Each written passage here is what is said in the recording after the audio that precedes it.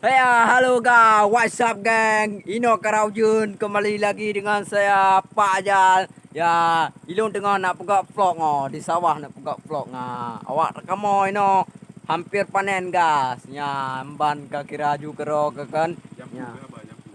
Ya, coba kita pantau sawah ini.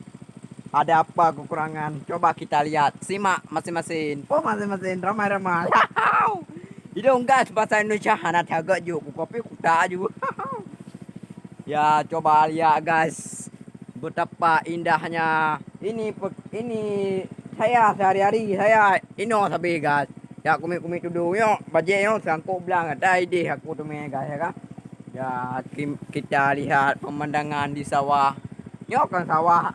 Ini bukan sawah aku guys, ini sawah teman aku yang punya aku nih. Dia suruh buat vlog sama aku. Dia katanya malu, dia malu. Wah, dia kamera dia malu. Aku nggak malu aku kalau sendiri. Tapi kalau ada cewek aku malu juga. Ayo kita lihat pemandangan di sawah. Ya ini guys, hampir hujan ya. Nah, udah mendung nih, udah mendung. Udah hampir hujan. Ayo kita lihat. Ini guys. Ya, ini namanya abo guys. Biasa ikan lewat ini kan.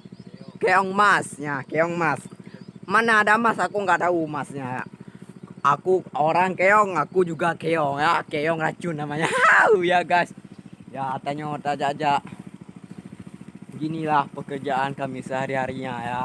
Susah senang kami di sini dah. Gimana kan? Kami anak kampung ya.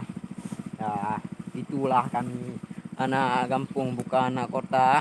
Hidup aku nggak seberuntung hidup kau kawan.